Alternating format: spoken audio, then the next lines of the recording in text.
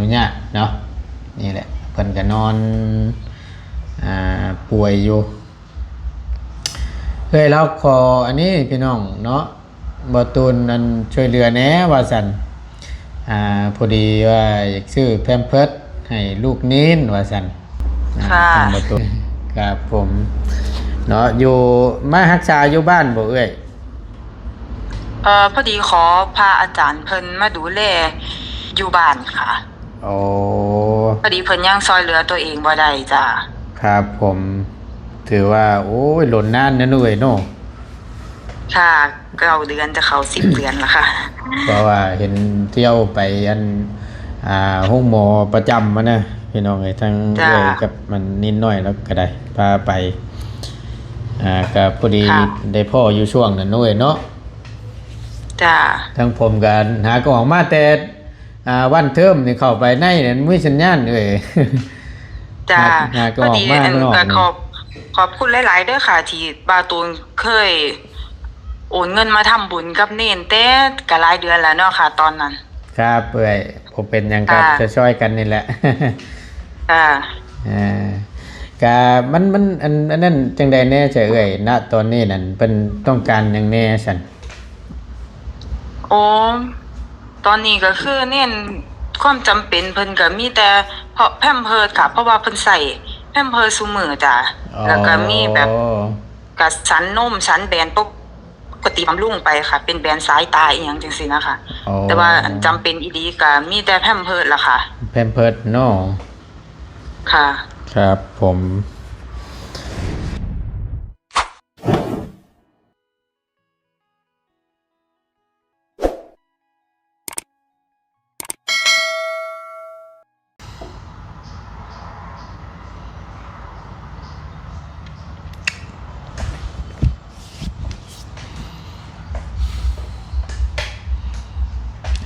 เนาะพี่น้องพบเจอกันเนาะพี่น้องเนาะอยู่กับบตูนในคลิปนี้ก็ได้มานั่งจมกันอยู่ในห้องแล้วบาดนี้ เอาหลังจากที่ตั้งบตูนเนาะได้ออกมาแต่บ้านเทิมใหญ่พี่น้องก็พอดีมีทางขอความของเอื้อยแล้วซึ่งพี่น้องอาจสิฮู้ดีเนาะที่ว่าลูกชายของเอื้อยแล้วที่เพิ่นบ่สบายที่ว่าเป็นมาหล่นน่านแหละพี่น้องเอ้ยนินน้อยที่ว่าอยู่ขอนแก่นน่ะที่ว่าอาการที่นักตอนนั้นพี่น้องเอ้ยตอนนี้ก็ถือว่าได้รับการรักษาไปเรื่อยๆอยู่เนาะกับพอดีทั้งเอื้อยแล้วก็ได้โทรมาขอความช่วยเหลือจากบ่าวตูนพี่น้องเนาะพอดีทั้งบ่าวตูนก็ได้มาเห็นขอความทั้งเอื้อยแล้วส่งมาจะเป็นจังใดเนี่ยทั้งบ่าวตูนก็ได้ช่วยทั้งเอื้อยแล้วข้างนึงซึ่งกันล้นเติบแล้วแหละพี่น้องบ่าวตูนซอยทางเอื้อยแล้วตอนนั้น 1,000 บาทบ่าวตูนกับซอยซ้ำที่บ่าวตูนมีเนาะ1,000 บาทแต่บ่าวตูนบ่ได้อัดคลิปดอกพี่น้องเอ้ยเอาคนเดินพี่น้องกราบสบายดีและสวัสดีเด้อพี่น้องเด้อสบายดีกันเบิดทุกคนเนาะสบายดีกันพบเจอกันในช่อง YouTube ของบ่าวตูนเนาะในนามช่อง YouTube ประธานป้อง Channel เด้อพี่น้องเด้อเอาเดี๋ยวบ่าวตูนเบิ่งก่อนว่าเอื้อยแล้วส่งมีบิรูพร้อมได้พี่น้องเอ้ย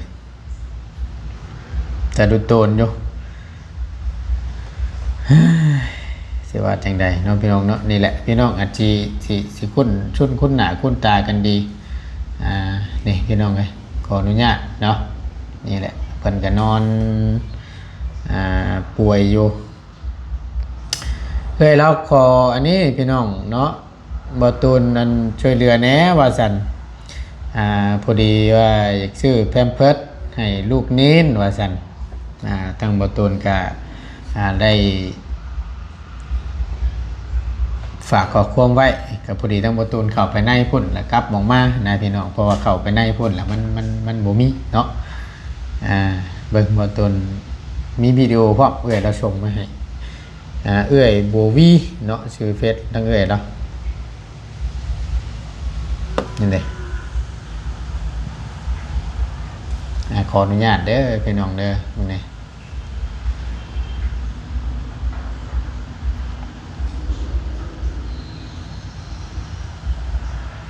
เห็นแล้วก็โอ้พี่น้องเลยกดทู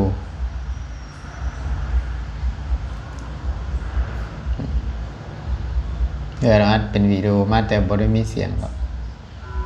ส่งแม่บ่ตูนเบิ่งนี่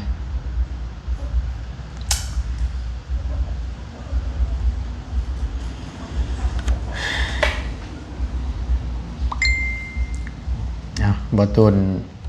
ขออนุญาตเนาะโทรหาแล้วก่อนพี่น้องถามเบิ่งก่อนอาการทั้งนี้เพิ่นเป็นจังได๋แน่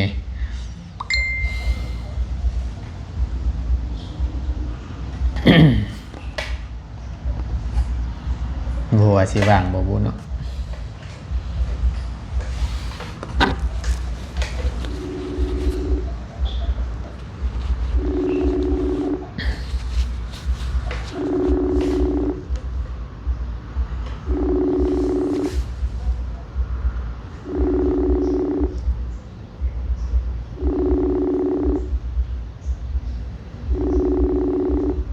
บ่ว่างจำมันจะ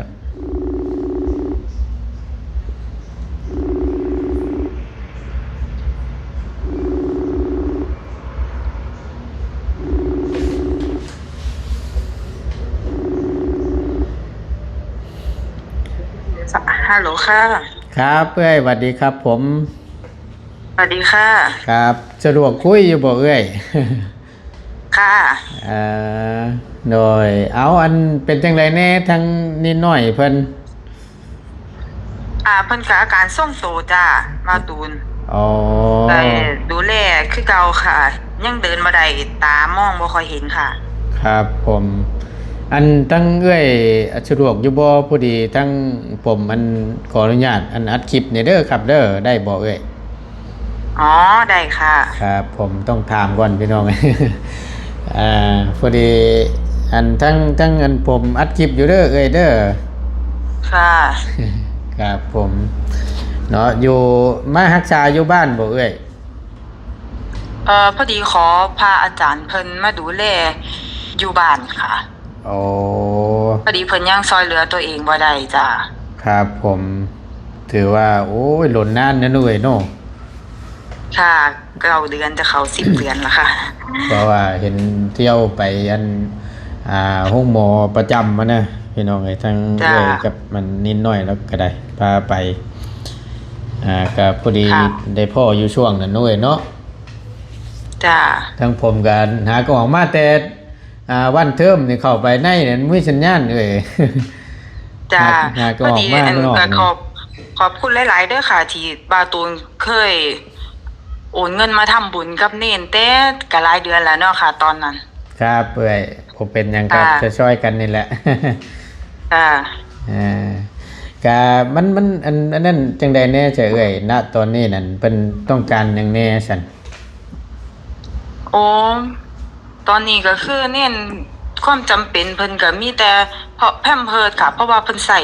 แพมเพิร์สซุมื้อจ้ะแล้วก็มีแบบกับสันนมสันแบนปกติบำรุงไปค่ะเป็นแบรนด์สายตาอีหยังจังซี่นะคะแต่ว่าจำเป็นอีหลีก็มีแต่แพมเพิร์สล่ะค่ะแพมเพิร์สเนาะค่ะครับผมเพราะว่าเพิ่นใส่แพมเพิร์สของผู้ใหญ่เป็นกระหุ่นอันนี้แน่จักหน่อยนะจ๊ะครับพอดีว่าตั้งแล้วพี่น้องก็ได้ขอความช่วยเหลือทั้งบาตูนก็รอบก่อนก็ได้ช่วยไปอยู่เนาะแต่ก็บ่ได้อัดคลิป ให้พี่น้องได้เบิ่งค่ะพอดีเมื่อนั้นเห็นบาตูนทักมาหาว่าขอเลขบัญชีก็ยังตกใจอยู่ก็เลยตกใจอยู่บาตูนเพิ่นคือได้ทักมาแนวนี้เนาะก็เลยว่าสงสัยเพิ่นอยากทำบุญกับเนนค่ะผ ผมก็เห็นแล้วรู้ตัวนั่นนะเอ้ยก็จังว่าโอ้ ค่ะ ยเนาะคือทางนี้เพิ่นก็ช่วงเพิ่นยังเดินได้ช่วงนั้นก็เพิ่นก็ยังช่วยหันหน้าช่วยน้องชิงชัยนำบ่ตอนนั้นเจอกันอยู่นั่นน่ะเอ้ยผมจำบ่ผิด ค่ะกับอันพีหน้าที่เพิ่นเคยมาพาตาที่ว่าไปหาอยู่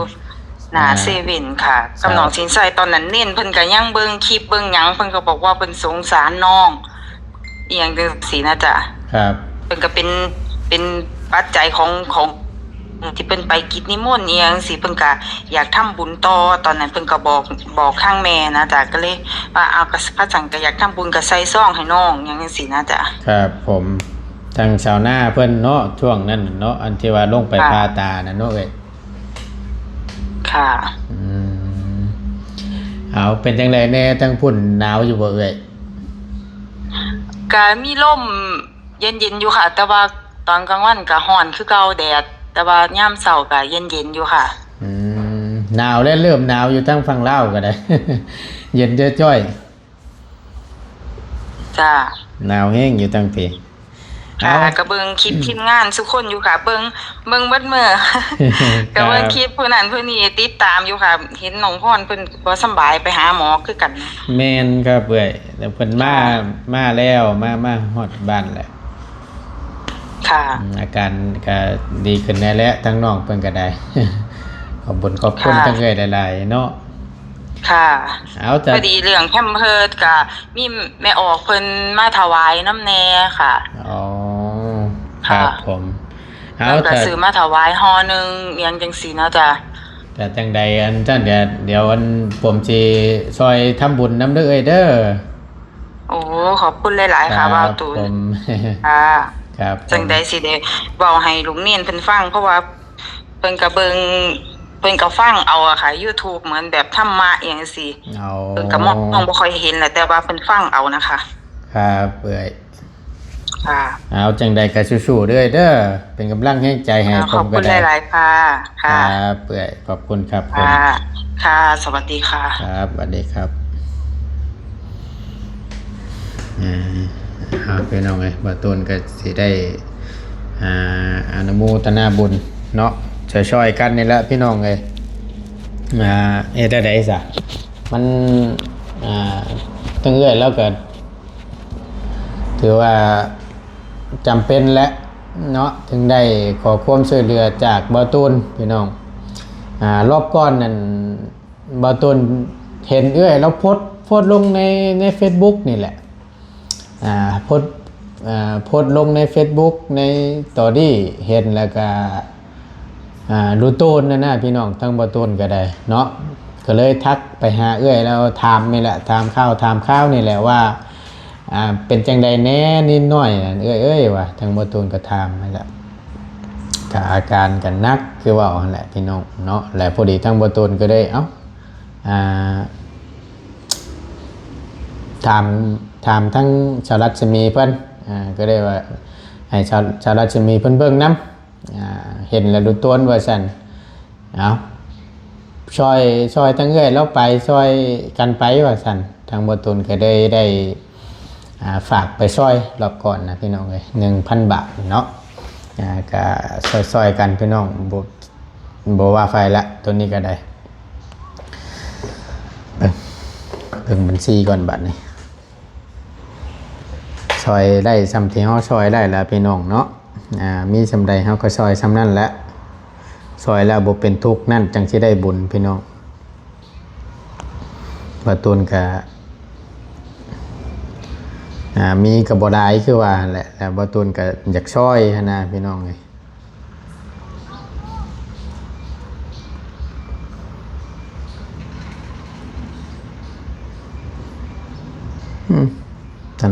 แอปธนาคารเป็นอย่างน้อบาดนี้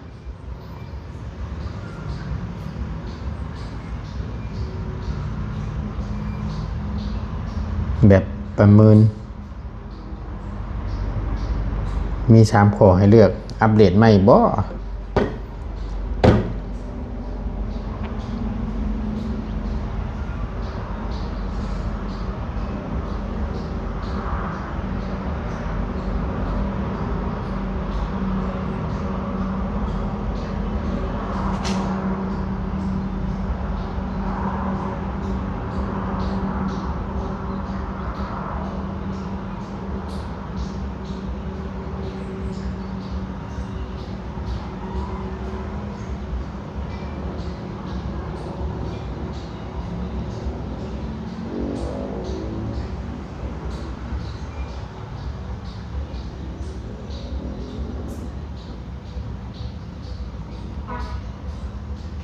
ใช่พี่น้องเป็นอันนี้ของประตูนมันมาแล้วเนาะโอ้ย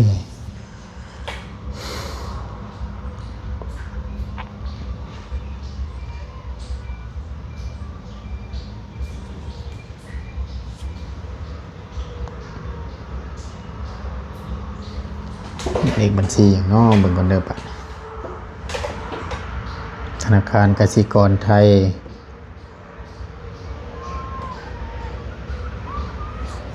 เลขบัญชี181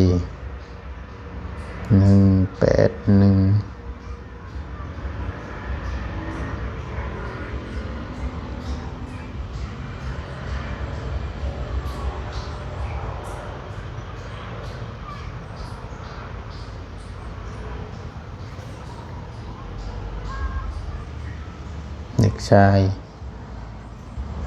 นุพงศ์บ่นี่พี่น้อง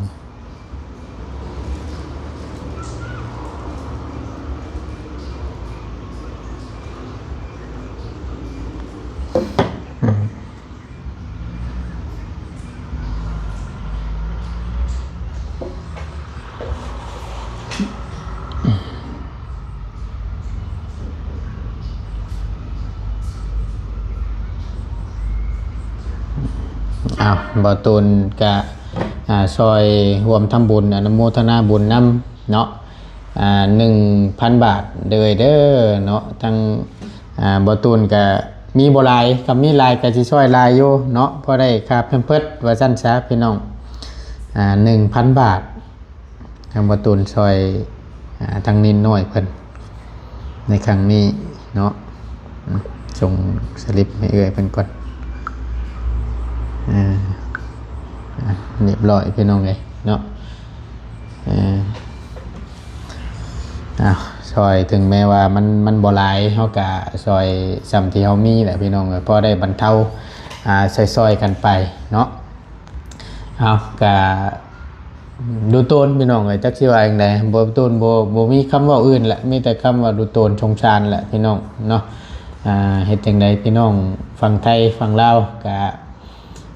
ยำตกเลยเนี่ยยำขับคันนี่ก็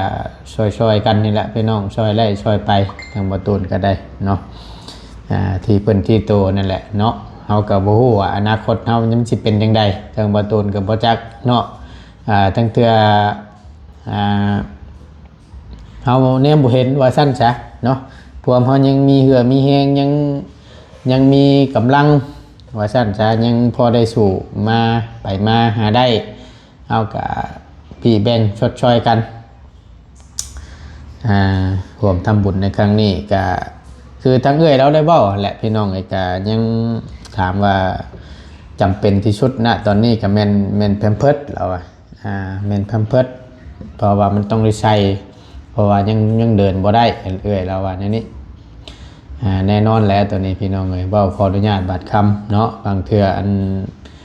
เป็นปวดขี่ปวดเนียวนะมันก็ไปมาลำบากก็ต้องได้ใส่คือว่าแหละแล้วบัดนี้ละตัวนี้แหละสำคัญแห้งเราส่วนอื่นก็คือเนมบ่เห็นน้ำบ่ทั้งตาก็ถือว่าจังไดพี่น้องเลยทั้งบ่ตูนก็ได้เอาจังใดก็ทั้งบ่ตูนเนาะ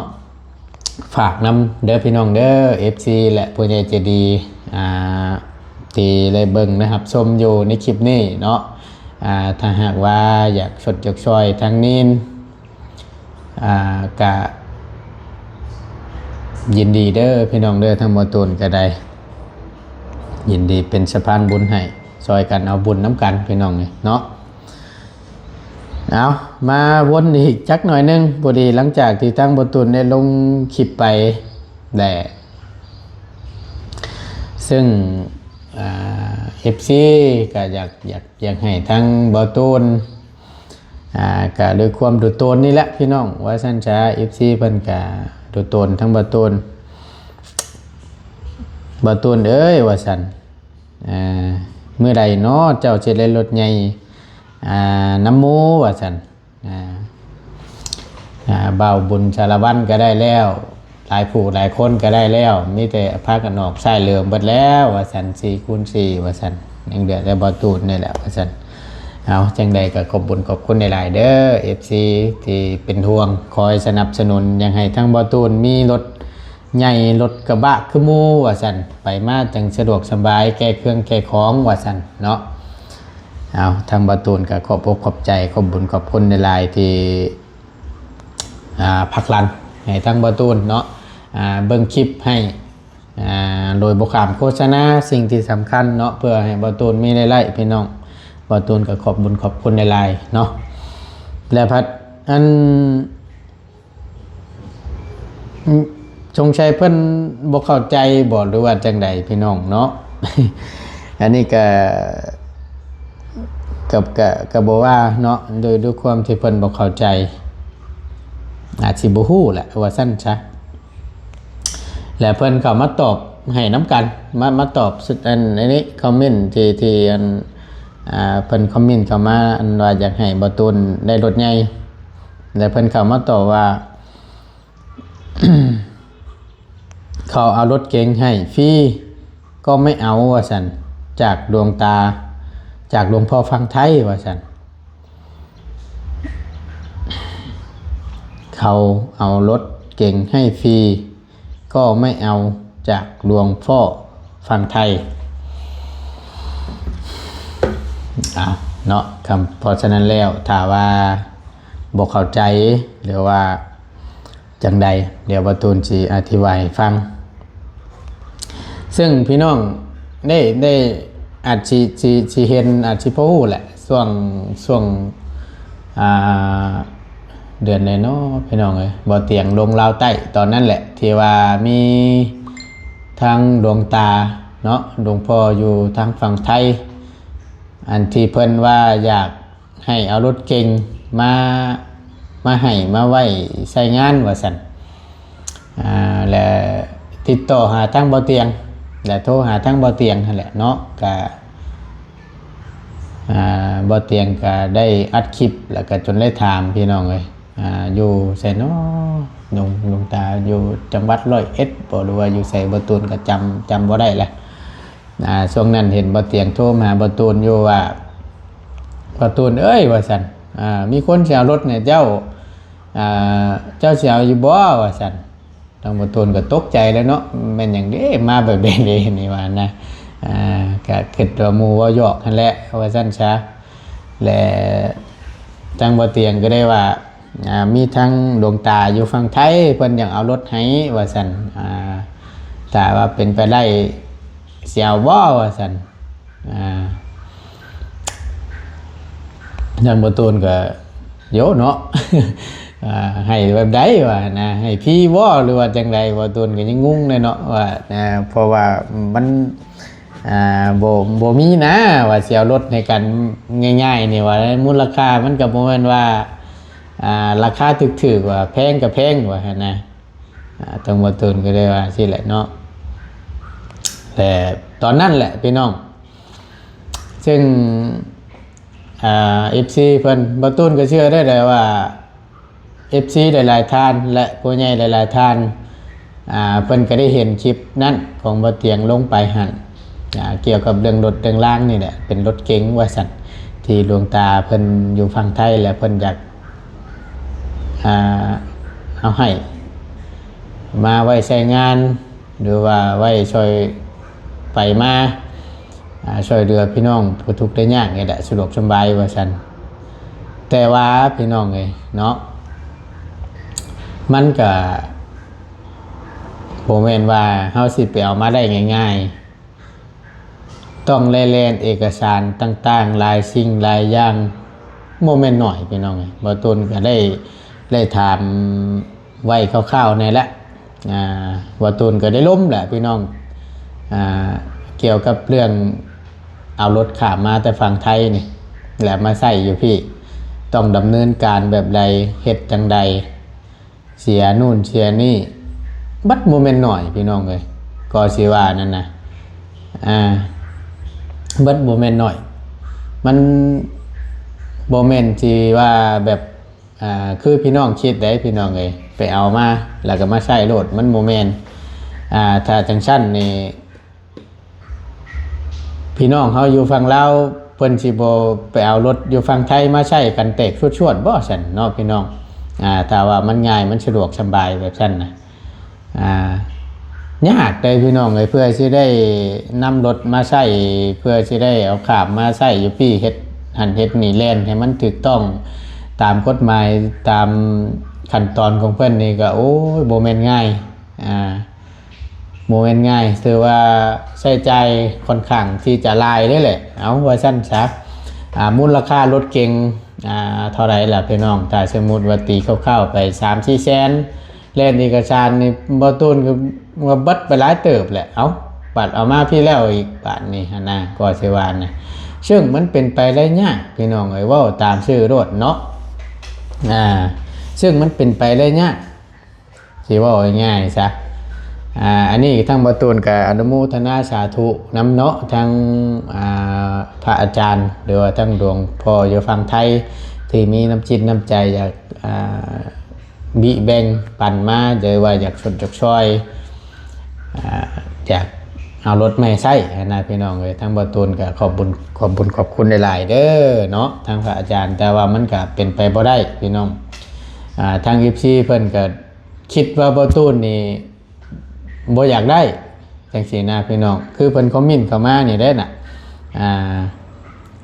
เอารถให้ฟรีก็ไม่เอาว่าซั่นมันโมเมนต์แล้วนั้นพี่น้องเนาะมันโมเมนต์ว่า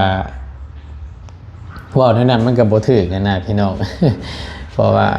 คำว่าฟรีนี่มันก็คือว่าไหนพี่น้องเอ้ย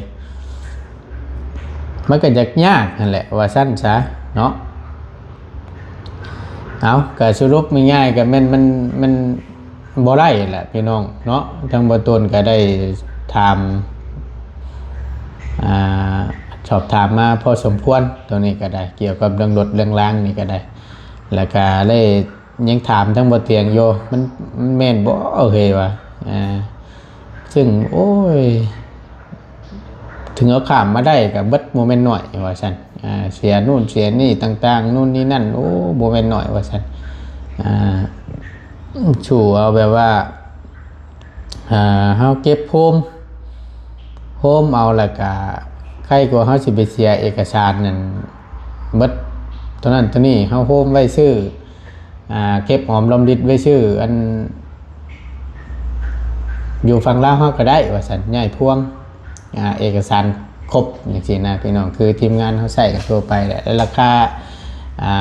7-8 แสนนี่นะ6-7 แสนอย่างนี้อันนั้นดีกว่าว่าซั่นเนาะไผสิบ่อยากได้พี่น้องว่าตามชื่อฉันเนาะของฟรีเอาให้ชื่อนะมูลค่า 3-4 แสน 4-5 แสนเอาให้ก็บ่มีแต่บ่ตูนดอกเอาบ่ตูนเชื่อได้แหละว่าพี่น้องเพิ่นก็คือสิคือกันนั่นแหละว่าซั่นซะเนาะแต่ว่ามันเป็นไปบ่ได้พี่น้องเอ้ยพี่น้องเพิ่นคอมเมนต์แล้วนี่มันก็บ่ถึกเอาให้แล้วบ่เอาว่าซั่น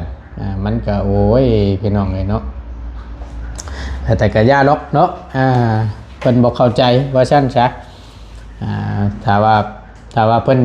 ถ้าว่าทั้งลุงตาเพิ่นอยากช่วยบ่ตูนอีหลีนั่นก็มีหลายวิธีพี่น้องเนาะซึ่งบ่แม่นตัวรถก็ได้คือกันถ้าว่าเพิ่นอยากช่วยหั่นน่ะพี่น้องเอ้ยเพิ่นช่วยบ่ได้ในตัวนี้ถึงเอารถข้ามมาบ่ได้ก็เพิ่นก็มีวิธีน่ะถ้าเพิ่นอยากช่วยน่ะหรือว่าสิขายรถได้เท่าใดแหละแบบฝากมาให้ทั้งบ่ตูนโฮมใช้กับเงินบ่ตูนบ่หรือนั่นก็ได้พี่น้องเอ้ยแต่ก็อันนี้ก็มันก็หลายทางเนาะก็บ่ว่ากันพี่น้องบ่ว่ากันเอาก็ถือว่าอยากให้แจ้งรับผู้น้ำกันเนาะพี่น้องทาง FC ก็สิได้ผู้น้ำกันแหละเพื่อเพิ่นบางคนเพิ่นบ่เข้าใจคิดว่าบ่ตูนนี่เพิ่นเอาให้ได้เป็นหยังคือเอารถเก๋งฟรีว่าซั่นเนาะเพิ่นดวงตาเพิ่นให้คือบ่ไปเอาว่าซั่นมันบ่ง่ายคือคิดเด้อพี่น้องเด้อเนาะเอาจังใดก็ท้ายๆคลิปเนาะทางบ่ตูนก็ถือว่าได้สดช่วยทางนี้เพิ่นไปนิดหน่อยเพิ่นไปแล้วร่วมทำบุญในครั้งนี้ก็ขอทางบ่ตูนก็ช่วยซ้ำที่ช่วยได้เนาะเอาจังใดก็ขออนุโมทนาบุญสาธุนำเด้อนิดหน่อยเด้อจังใดก็ขอให้สุขภาพแข็งแรงขอให้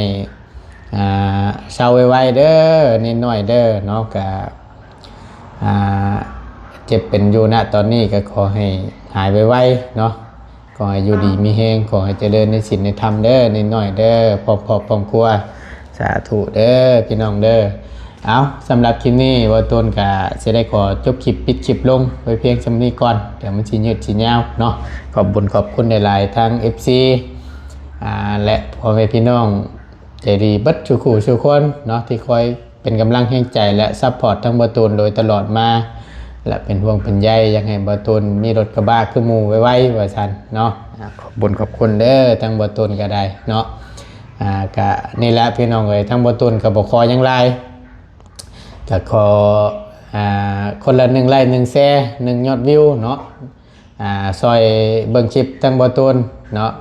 บ่ซอยในร้านหนึ่งกับซอยในร้านหนึ่งซอยในทางนี้กับจำว่าซอยละพี่น้องเลยเบิ่งโฆษณาให้โดยบ่ขาดโฆษณาเนาะแล้วก็เบิ่งซอยกันกดไลค์กดแชร์สำนี้บ่ตูนก็พอใจแหละเนาะอยู่ดีมีแฮงขอบคุณเด้อพี่น้องเด้อสำหรับคลิปนี้ไปแล้วบ่ผิดพลาดประการใดก็ขอโทษขออภัยนำหลายๆเนาะสบายดีเด้อพี่น้องเด้อ